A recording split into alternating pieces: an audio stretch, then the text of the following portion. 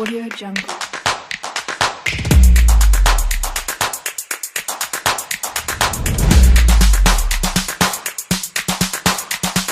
Audio Jungle.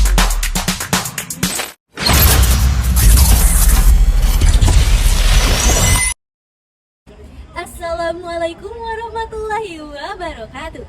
Shalom Om Swastiastu, Namo Buddhaya, dan salam kebajikan untuk kita semua.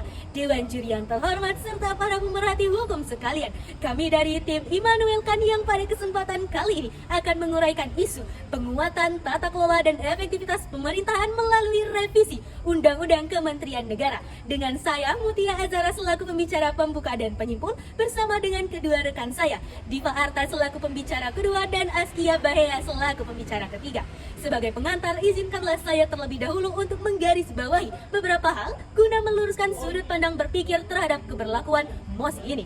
Dewan juri yang terhormat, Undang-Undang Nomor 61 Tahun 2024 melakukan 6 perubahan terhadap ketentuan Undang-Undang Nomor 39 Tahun 2008 tentang Kementerian Negara, yaitu penyisipan pasal 6A dan 9A, perubahan judul bab 6, perubahan pasal 15 dan pasal 25, serta penghapusan penjelasan pasal 10. Undang-undang ini sendiri mulai berlaku pada tanggal 15 Oktober 2024 lalu. Secara filosofis, naskah akademik Undang-Undang Nomor 61 Tahun 2024 telah menjelaskan bahwa perubahan Undang-Undang Kementerian Negara dilakukan sebagai upaya untuk memastikan agar penyelenggaraan pemerintahan sesuai dengan dinamika pemenuhan kebutuhan masyarakat. Guna mewujudkan hal tersebut diperlukan suatu pedoman untuk mengkoordinasikan alur dan tata kelola pemerintahan yang dalam hal ini dikenal dengan istilah good governance. World Bank dalam publikasinya di tahun 1994 yang berjudul Governance the World Bank's Experience mendefinisikan good governance sebagai suatu tata pengelolaan pemerintahan yang akuntabel, efisien, dan mampu mencegah potensi penyalahgunaan kekuasaan. Selaras dengan itu, penelitian United Nations Development Program berjudul Governance for Sustainable Human Development juga menekankan bahwa salah satu indikator pemenuhan prinsip good governance adalah efisiensi dan efektivitas pemerintahan, yaitu bagaimana kekuasaan pemerintahan diselenggarakan sejalan dengan kepentingan publik. Hal ini beriringan dengan asas kemanfaatan dan kecermatan yang menjadi bagian dari AUPB Asas Umum Pemerintahan yang baik dalam pasal 10 ayat 1 Undang-Undang Administrasi Pemerintahan. Dewan juri yang terhormat, perdebatan mengenai revisi Undang-Undang Kementerian Negara ini sejatinya timbul karena urgensi perubahannya dituding lebih didasarkan pada kepentingan politik praktis semata. Substansinya dinilai tidak benar-benar memperhatikan kebutuhan pemerintahan di masa depan secara berkelanjutan. Dengan demikian, Dewan juri yang terhormat, terdapat satu isu mendasar yang menjadi pertanyaan pemantik dari perdebatan kali ini, yaitu apakah revisi Undang-Undang Kementerian Negara mampu mewujudkan upaya penguatan tata kelola dan efisiensi penyelenggaraan pemerintahan berikut dengan elaborasi mengenai konsep good governance serta prinsip check and balances di dalamnya. Untuk menjawab pertanyaan tersebut, pembicara pro dan kontra dari tim kami akan mengelaborasikannya dalam bentuk argumentasi pendukung dan argumentasi menentang berikut dengan mekanisme solusinya. Sekian dari saya, terima kasih. Governor says pay forward. Menjalankan pemerintahan itu berarti melihat ke depan dan merencanakan apa saja yang akan atau harus dilakukan. Biarlah adagium tersebut menjadi landasan berpikir kita pada perdebatan kali ini. Assalamualaikum warahmatullahi wabarakatuh. Shalom Om Swastiastu, Namo Buddhaya, dan salam kebajikan bagi kita semua. Rekan pemerhati hukum sekalian, perkenalkan saya Diva Tugatorop selaku pembicara kedua dari tim Immanuel Khan yang pada kesempatan ini menyatakan dengan tegas dukungan terhadap keberlakuan mosi perdebatan kali ini.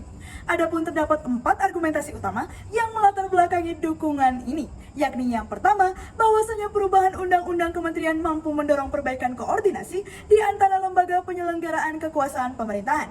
Dewan juri yang terhormat, Undang-Undang Kementerian hasil revisi sejatinya mengubah ketentuan pasal 25 terkait hubungan fungsional kementerian dengan lembaga non-kementerian. Sementara dalam Undang-Undang Kementerian hasil revisi terdapat pengaturan hubungan fungsional antara lembaga kementerian, lembaga non-kementerian dengan lembaga non-struktural, serta lembaga pemerintah lainnya.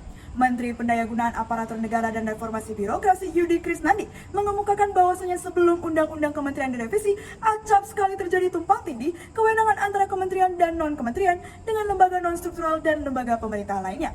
Undang-Undang Kementerian Negara hasil revisi sejatinya telah merumuskan serangkaian pengaturan untuk mencegah hal tersebut, yakni dengan menggariskan posisi kedudukan masing-masing lembaga tersebut secara struktural berikut dengan alur pertanggungjawaban tugas dan wewenangnya kepada Presiden.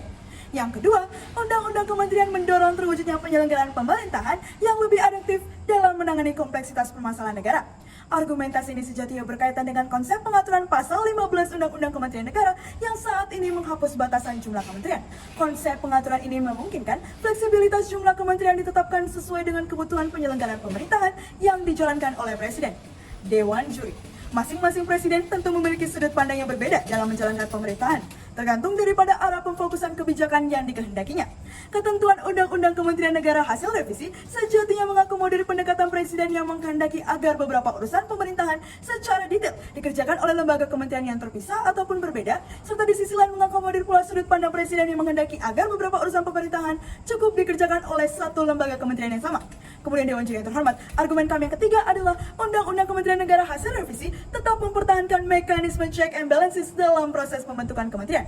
Sebagaimana diatur dalam pasal 19 dan pasal 21 Undang-Undang Kementerian Negara, sebelum revisi, tindakan untuk membentuk, menggabungkan, memisahkan, ataupun membubarkan kementerian wajib dikonsultasikan kepada DPR. Bahkan kementerian yang menangani urusan agama, hukum, keuangan, dan keamanan hanya dapat dibubarkan dengan persetujuan DPR. Meskipun ketentuan Undang-Undang Kementerian Negara hasil revisi telah menghapus pembatasan jumlah kementerian, keresahan bahwa pembentukan kementerian akan disalahgunakan oleh Presiden dapat dicegah sedemikian rupa, seiring dengan adanya pengawasan yang sistematis dari DPR selaku representasi kekuasaan legislatif. Yang keempat, Dewan Juri terhormat, banyaknya jumlah kementerian tidak serta-merta selalu berimplikasi pada pemborosan penggunaan anggaran negara secara sia-sia.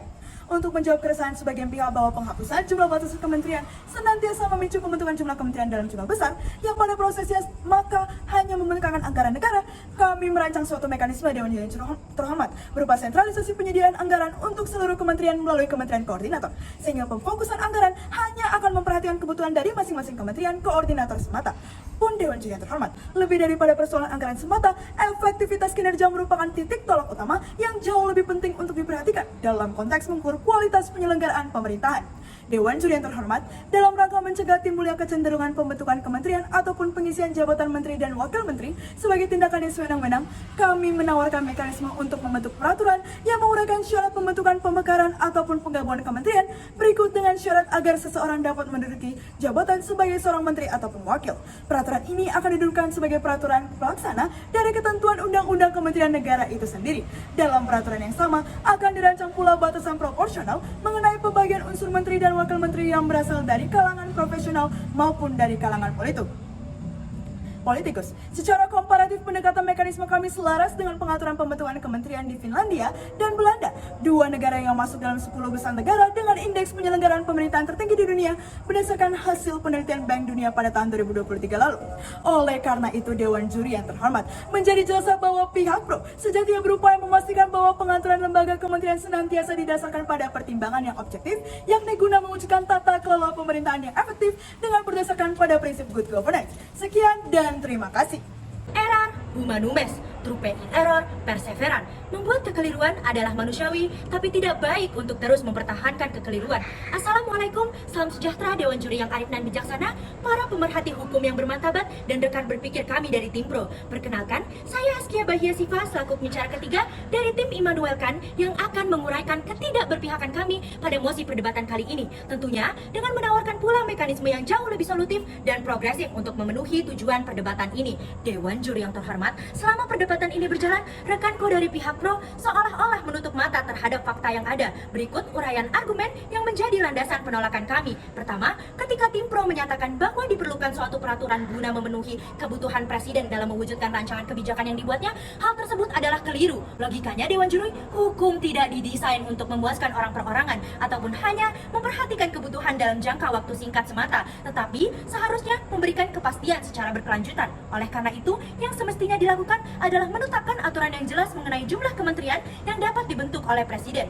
Ironisnya, substansi Undang-Undang Nomor 61 Tahun 2024 justru masih memberikan eksklusivitas yang terlampau luas kepada Presiden dalam membentuk kabinetnya. Bagian penjelasan dari Kementerian Negara, hasil revisi maupun naskah akademik undang-undang itu sendiri tidak menguraikan rasionalitas yang cukup objektif untuk membenarkan penghapusan batas jumlah kementerian. Kedua, tim Pro keliru dalam memahami konsep efisiensi yang dimaksud. Indikator efisien dalam konteks penyelenggaraan pemerintah sejatinya tidak dilihat dari banyak atau sedikitnya jumlah kementerian yang dimungkinkan ada, tetapi lebih kepada pada bagaimana pelembagaan sistem kerja yang ditetapkan Presiden pada masing-masing kementerian tersebut untuk menunjang kebutuhan penyelenggaraan pemerintah. Fakta menunjukkan bahwa dengan jumlah kementerian yang mencapai 34 buah, indeks efisiensi penyelenggaraan pemerintah Indonesia hanya berada di peringkat 69 dari total 180 negara yang diteliti oleh Solability Sustainable Intelligence pada tahun 2023 lalu. Negara-negara penganut sistem presidensial seperti Irlandia, Lituania, dan Finlandia justru mampu menjadi bagian dari 11 besar negara dengan skor indeks efisiensi penyelenggara pemerintah tertinggi di dunia.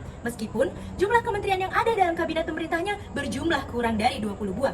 Negara-negara dengan jumlah kementerian lebih dari 30 lembaga seperti Amerika Serikat, Indonesia, Brazil, Thailand, dan India justru berada di peringkat 60 ke bawah dalam hasil survei tersebut. Bahkan dibandingkan dengan sesama negara Asia Tenggara seperti Singapura dan Malaysia, Indonesia justru berada pada peringkat yang lebih rendah. Ketiga, tim pro seolah-olah menutup mata terhadap fakta kinerja lembaga kementerian pada periode-periode pemerintahan sebelumnya. Selama masa pemerintahan Jokowi, tercatat ada 7 orang menteri dan 1 wakil menteri yang tersandung kasus korupsi. Pada 5 tahun terakhir pemerintahannya, tercatat 18 menteri dari total 34 menteri di kabinet berasal dari anggota partai politik koalisi pendukung pemerintah. Hal ini menunjukkan bahwa pengisian jabatan menteri cenderung didasarkan pada kepentingan politik praktis dibandingkan upaya untuk menjalankan penyelenggaraan pemerintah secara profesional. Dalam kabinet pemerintah Prabowo saat ini, kecenderungan yang sama tetap terlihat, di mana 23 menteri berasal dari kalangan partai politik. Keempat, tim pro juga cenderung mengabaikan fakta bahwa banyak menteri yang menjabat tidak sesuai dengan latar belakang keahlian yang dimilikinya, sehingga kualitas kinerja yang ditunjukkan acap kali tidak mampu memenuhi kriteria minimal yang diinginkan oleh Presiden. Hal ini ditandai dengan tingginya intensitas perombakan kabinet atau reshuffle yang dilakukan oleh Presiden. Dalam 10 tahun masa pemerintahan Jokowi, tercatat ada 12 kali reshuffle yang dilakukan. Hal ini tentu berimplikasi negatif terhadap stabilitas dinamika penyelenggaraan pemerintahan, di mana tingginya intensitas pergantian kepemimpinan dalam tubuh suatu lembaga tentu menghambat upaya untuk merumuskan pelaksanaan program kerja secara berkelanjutan.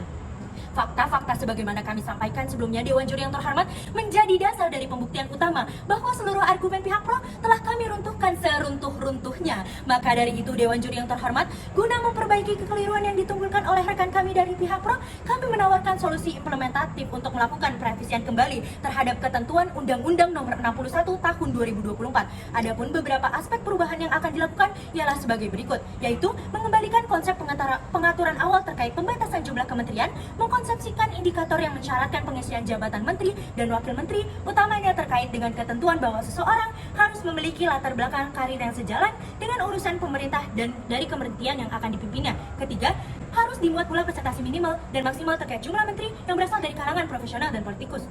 Ketiga, mewajibkan Presiden untuk meminta persetujuan DPR dalam hal membentuk, mengubah, memisahkan, ataupun membubarkan lembaga kementerian yang ada. Dewan Juri yang terhormat, dengan banyaknya kesalahan berpikir yang digaungkan oleh tim pro, maka kami meragukan adanya perbaikan terhadap kualitas penyelenggaraan pemerintah Indonesia secara berkelanjutan apabila ketentuan Undang-Undang Nomor 61 Tahun 2024 ini senantiasa dipertahankan sebagaimana adanya. Apalah gunanya kata-kata manis apabila terpampang jelas fakta yang ironis.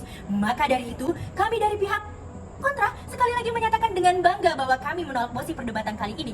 Terima kasih. Ekum et bonum es lex legum. Apa yang adil dan baik adalah hukumnya hukum. Dewan Juri yang terhormat, dalam setiap titik pertentangan diperlukan jalan tengah untuk mengakhiri perbedaan pandangan yang ada. Maka dari itu, izinkanlah saya menyampaikan kesimpulan pada perdebatan ini. Baik pihak pro maupun kontra pada dasarnya mengamini satu tujuan yang sama, yaitu merumuskan konstruksi lembaga kementerian yang paling tepat guna mewujudkan tata kelola pemerintahan yang efektif dan efisien. Pihak pro meyakini bahwa Undang-Undang Nomor 61 Tahun 2024 merupakan jawaban yang tepat untuk mencapai tujuan perdebatan ini dengan berdasar pada pertama, revisi ini dinilai mampu memperbaiki alur koordinasi antara kementerian dengan lembaga non-kementerian. Kedua, bentuk pencegahan pada proses check and balances dari DPR terhadap rencana pembentukan kementerian yang tetap dipertahankan. Ketiga, akan diatur mengenai penyaluran anggaran negara melalui kementerian koordinator untuk kinerja kementerian yang efektif. Keempat, akan diatur pula syarat pembentukan lembaga kementerian dan syarat pengisian jabatannya dalam bentuk peraturan teknis. Di sisi lain, Dewan Juri yang terhormat, terdapat 3 poin utama yang menjadi penolakan pihak kontra.